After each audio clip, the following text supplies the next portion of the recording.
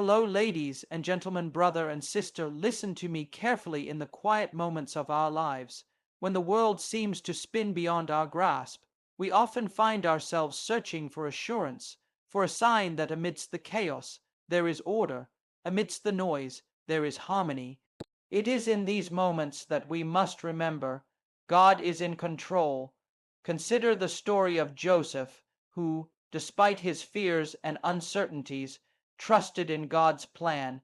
He teaches us that faith in God includes believing that He can work even through our fears, our frailties, and our weaknesses. Amid the tempests of life, we must never be afraid to let the Lord steer our course. At times, we want to be in complete control, yet God always sees the bigger picture. We are always at risk of thinking that we can control God, that we can confine His love to our own agenda. Instead, the way He acts is always unpredictable and consequently demands amazement and adoration. The path of idolatry is wanting the Lord to act according to the image we have of Him. In our journey, we must recognize that God's love calls us to move beyond fear. We ask God for the courage to put on faith, hope, and love as we go out into the world and become the Word in body as well as spirit. Let us not be discouraged by the thorns and weeds that may surround us. Although the life of a person is in a land full of thorns and weeds, there is always a space in which the good seed can grow. You have to trust God. In our darkest hours, when tears flow freely, we find solace in knowing that if God could weep, then I too can weep in the knowledge that He understands me. The tears of Jesus serve as a reminder of His deep compassion and empathy for our struggles. Let us embrace the unpredictability of God's plan with open hearts, trusting that He is in control, guiding us through every storm and leading us toward a future filled with hope and love. And when the burden of life becomes too heavy, when the crosses we carry seem beyond our strength, remember this: God never abandons us. Not in the silence, not in the suffering. He is present in the smallest acts of love, in the hidden places of our hearts, where hope is reborn quietly, like the dawn. God's control is not that of a tyrant, but that of a loving Father who walks with His children, even when the road is steep and the night long.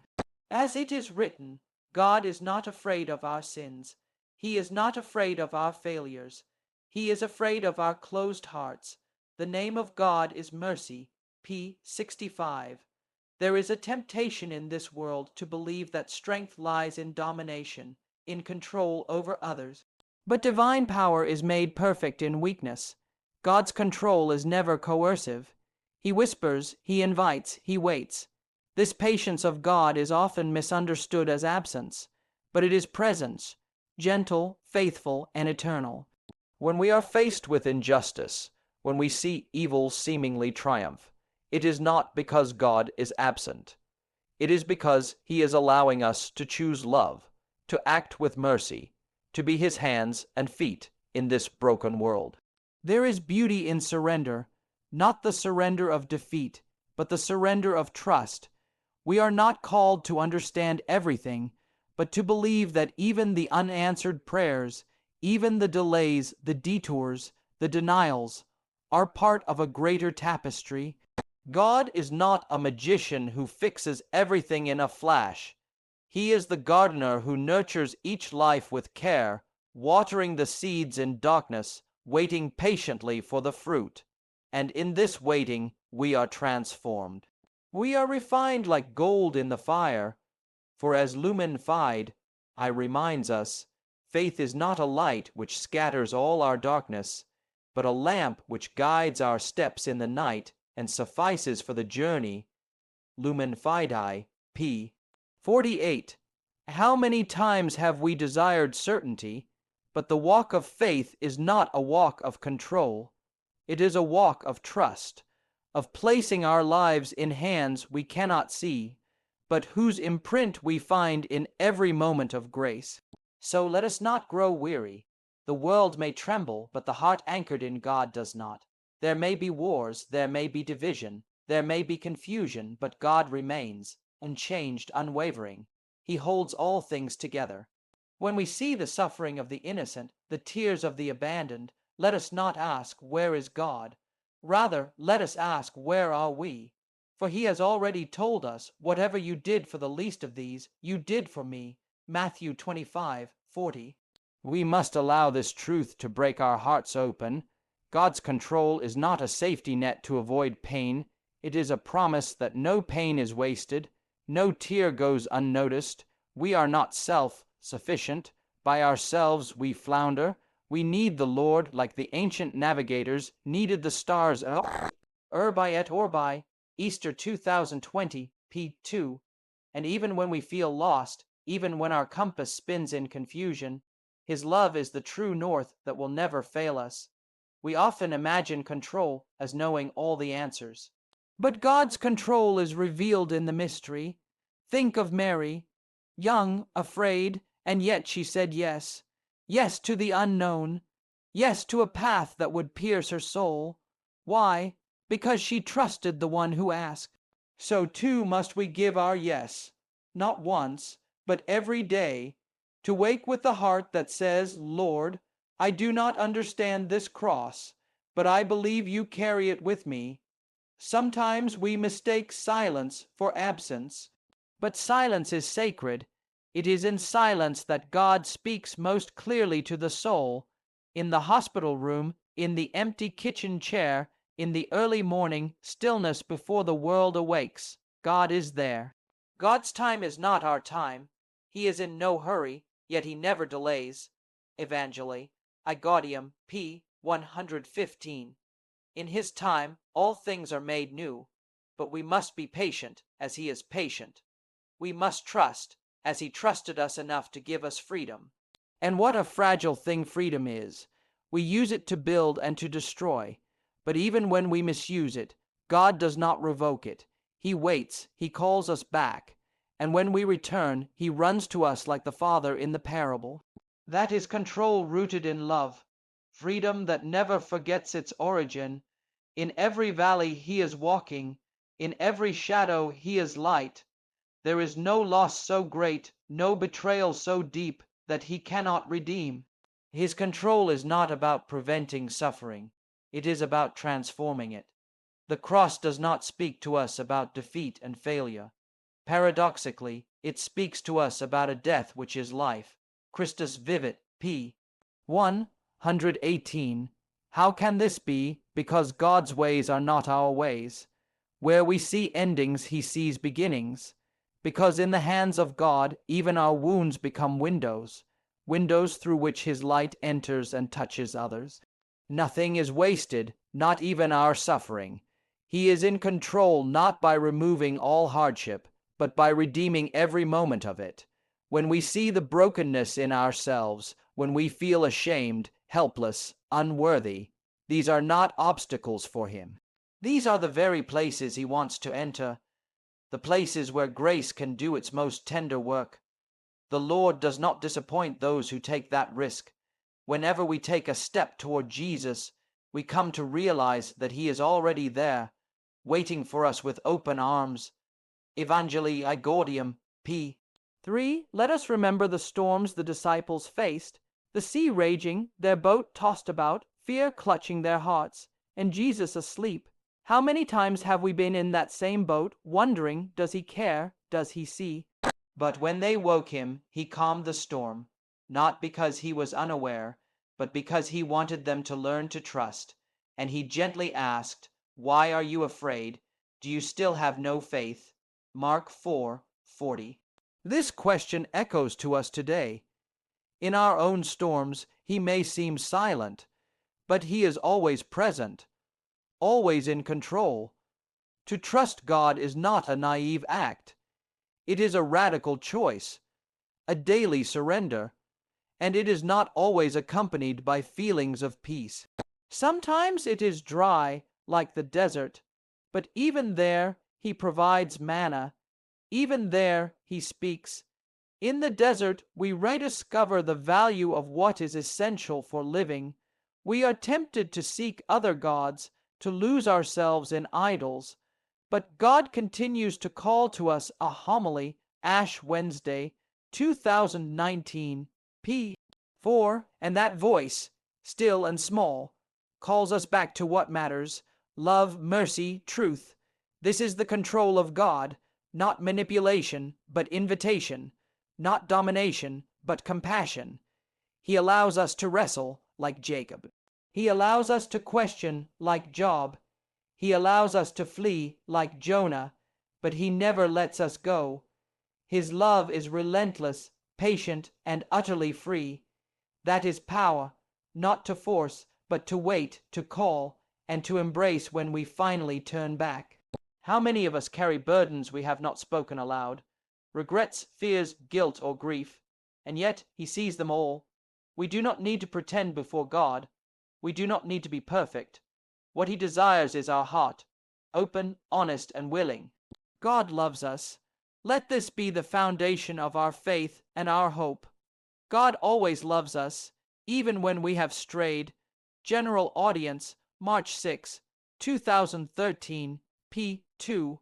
When we know this love, we begin to rest in his sovereignty, not as something to fear, but as our only real refuge.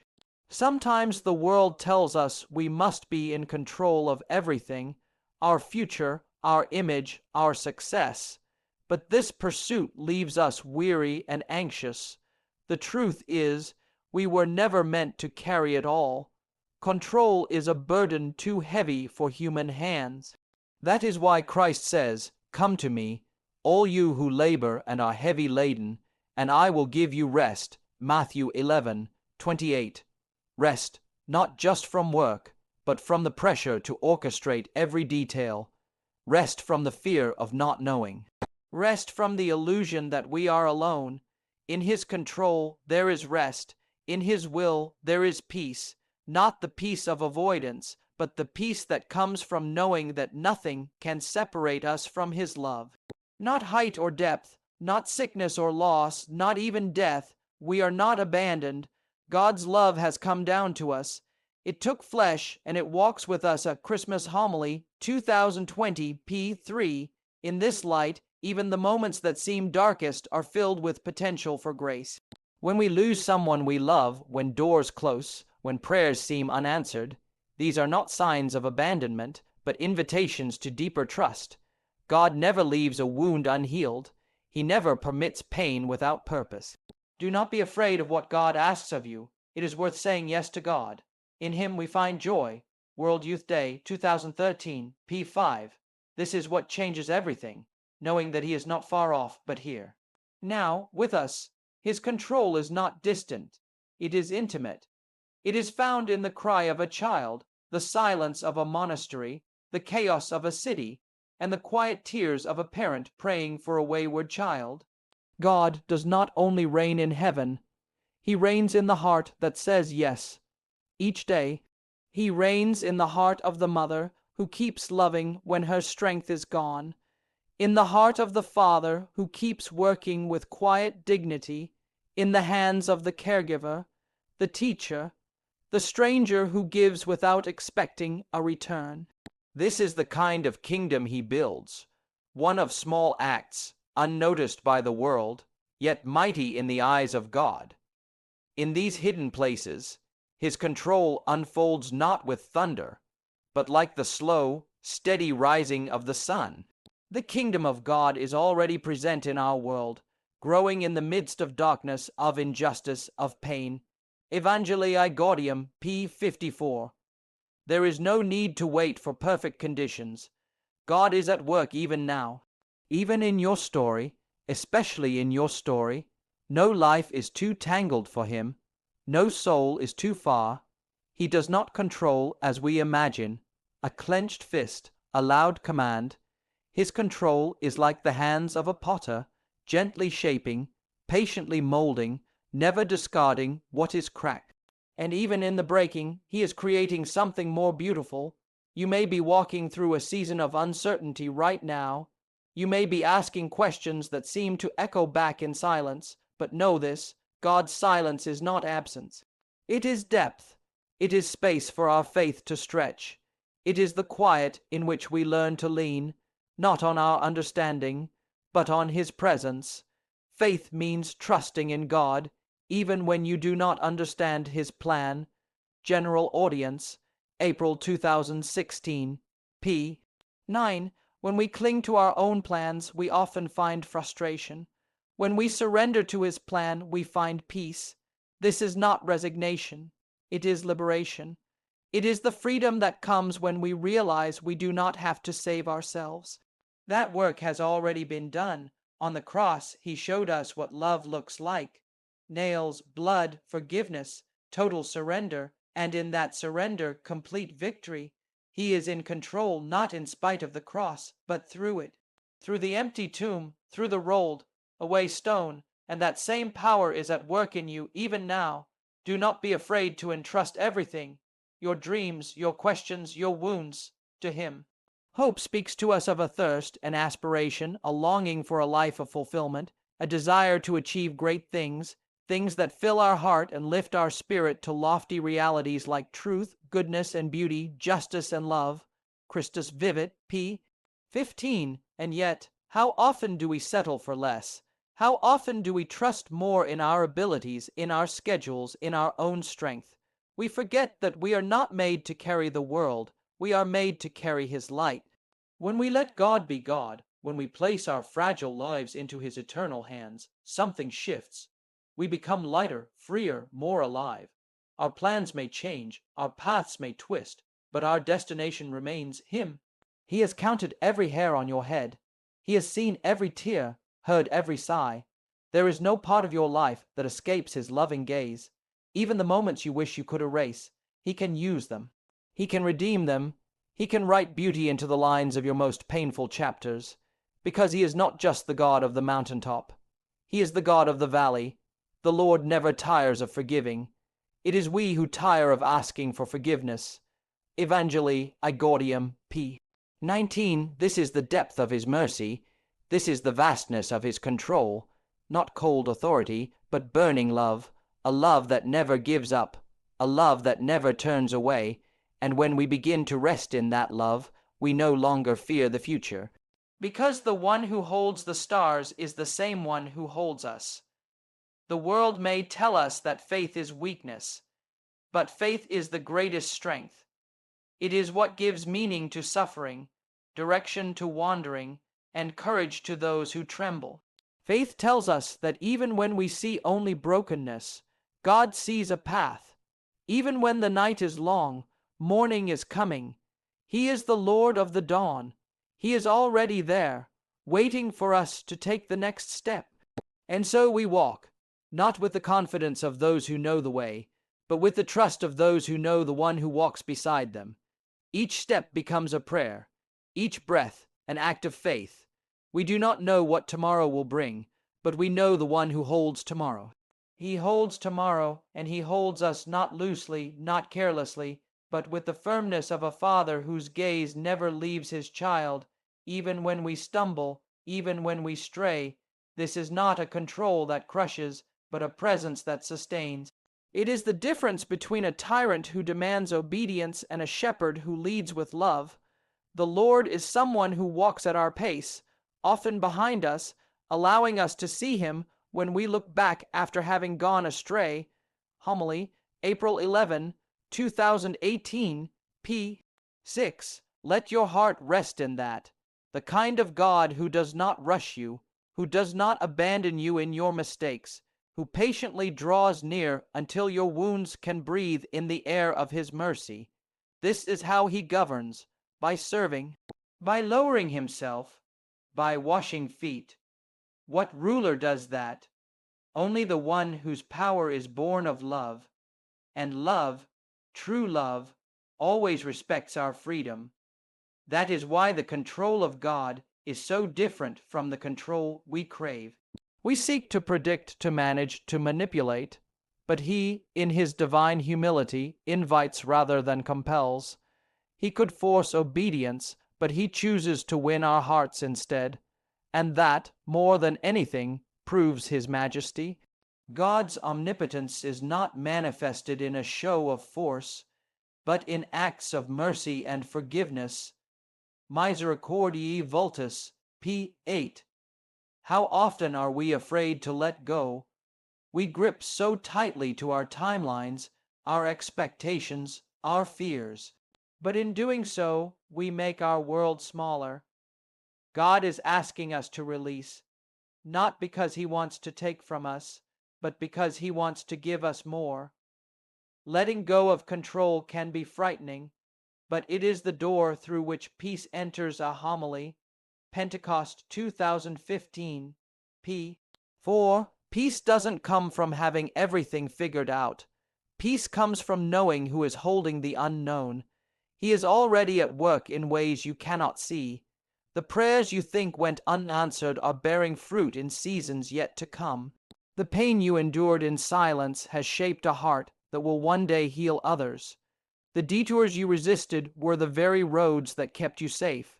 That is the mystery of divine providence.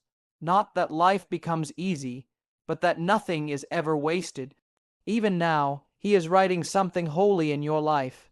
It may not be the story you would have written, but if you trust Him, you will find it is better, deeper, fuller, more eternal.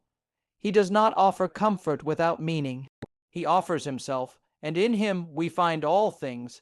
Faith enables us to see that it is God Himself who is our future, and in His love, the future is already present among us. Lumen Fide, IP 117. And this is why we must never stop hoping. Hope is not optimism. Hope is not wishful thinking. Hope is the certainty that no matter how dark the night, the dawn will come, because God is not only with us, He goes before us. We are never just surviving the moment. We are being led through it. Every tear, every silence, every ache, He is using it. He is shaping eternity in us, even when we cannot feel it. So do not fear the unanswered question. Do not be ashamed of your weakness. Do not despair over what you cannot control. Instead, turn your face toward the one who holds you even now. Whisper your yes again. Trust that He knows. Trust that He sees. We may be in the middle of a storm, but we are not alone. The Lord is with us, and He is in control. Homily, March 27, 2020, p. 3. Yes, the storm may rage, the winds may howl, but look again. Look not at the chaos, but at the one who walks on water, who stretches out His hand even when our faith falters. Peter sank the moment he took his eyes off Christ, and yet Jesus did not let him drown. He caught him. He always does. This is the promise we stand on. Not that we will never fall, but that we will never fall beyond His reach. He lifts us up, not with judgment, but with tenderness. God's style is closeness, compassion, and tenderness. General Audience, Jan 2021, p. 5. And in that tenderness, we rediscover our dignity. We realize that being held by God does not mean we are passive or powerless. It means we are rooted in something deeper than success or failure, stronger than any fear. Rooted in the one truth that cannot be shaken. We are loved, and the one who loves us does not leave our lives to chance. His providence is not distant and abstract. It is personal, precise, and deeply present. There are moments when we cry out, Lord, do you not care that we are perishing? But God, in His mercy, does not shame our fear. He calms the sea within us before He calms the storm around us. Sometimes He allows the waves to rise so that we will cling more closely to Him. Trials are not signs of abandonment, but invitations to grow in trust. Homily, July 16, 2017, p. 7. And when we finally understand this, when we learn to let go of our need to control the outcome, a new kind of peace takes root. It is the peace that cannot be taken away by external events, the kind that remains even in the hospital room, even in the funeral procession, even in the long wait for answers that do not come. That is the peace of knowing God is in control, not out there, but here, inside the story we are living. And if we truly believe that, then we must live differently. We must live like people who are not afraid, who do not hoard or compete or despair, who trust so deeply in God's provision that we can be generous, even reckless, in our love. Because nothing is ever lost when given in love. That is the mystery of his kingdom. The logic of God is not the logic of efficiency, but of generosity. He does not measure, he overflows. Homily, January 6, 2019, p. 3. Let that truth unsettle our hearts. Let it break us open, because once we surrender to it, we begin to see his hand in everything, not only in miracles, but in the mundane, not only in the answers, but in the questions. God is not only present when things go as we planned, he is present when everything falls apart, and still he is in control. The very things we fear, loss, weakness, uncertainty, are often the very doors through which he enters. He does not demand our strength, he asks for our trust, and that trust is what allows him to transform us. We may feel like broken vessels, but in God's hands even the cracks are sacred. It is through them that his light pours out. Christ is risen, and with him rises our creative hope to face every challenge, because we are never alone. By et Orbi, Easter 2021, p6. So let us walk, not by sight, but by faith. Let us entrust to him our families, our worries, our nations, our future. The control we try so hard to hold is too much for us. It was never ours to carry. But in the hands of God, even what seems ruined can be restored. Even what was meant for evil can be turned to good. He does not only calm the sea, he teaches us how to walk upon it. Yes, he teaches us to walk upon the waters, to trust him even when the winds blow strong, even when the storm rages and all we can see is the churning chaos around us. But this is where faith is born, not in the calm but in the turmoil. Faith is not the absence of fear, but the courage to face it because we know we are never alone. Homily, July 9, 2017, p4. In those moments, the control we try so desperately to hold onto is surrendered, and we discover that the only true stability comes from placing our feet upon him, the rock that never moves. The deeper we walk into his presence, the more we realize that he is not just watching from afar, waiting for us to get it right. He is with us, he walks beside us, he carries us. The Lord is close to the brokenhearted, he rescues those whose spirits are crushed. Psalm 34:18. He is not distant, not indifferent to our pain. His control is not one of absence or neglect. It is one of loving attentiveness. He sees the depths of our hearts, and he meets us in our struggle. And in that meeting, he offers us his peace, the peace that passes understanding. And so we begin to walk not as those who fear the storm, but as those who know the storm is temporary. We are travelers on a journey, not as victims of fate, but as pilgrims with a guide, a shepherd who knows the way even when we cannot see it. The Lord is my shepherd, I shall not want. He makes me lie down in green pastures. He leads me beside still waters, as Psalm 23, 1-2. This is the promise that sustains us. We are never without direction. We are never without his care. Even in the wilderness, he makes a way. Even in the desert, he provides. We may not always understand his timing, and we may not always see his path clearly, but that is where trust comes in. Trust that even when the future is uncertain, he holds it all in his hands. Trust that though the night is dark and the road is long, his light is never far. Trust that his plan is greater than any we could conceive for ourselves. God's plan is always greater than our own plans, and his vision surpasses our own understanding. Lumen Fidei, p. 83. This is why we can rest, not because everything is going as we wish, but because we know it is going as he wills, and his will is perfect. His will is one of love, mercy, and eternal purpose. It is not our understanding, our control, or our effort that brings peace. It is his. The peace of the Lord is not the peace of the world. The peace of the Lord comes from the cross. A general audience, February 5, 2014, p8. The peace of God is not the absence of conflict or hardship. It is the presence of His love, even in the midst of trials. And so, we come to the heart of the matter. The real question is not whether God is in control. It is whether we are willing to let go of the illusion of control and trust Him with our lives. Trust Him with our pain. Trust Him with our dreams. Trust Him with the unknowns.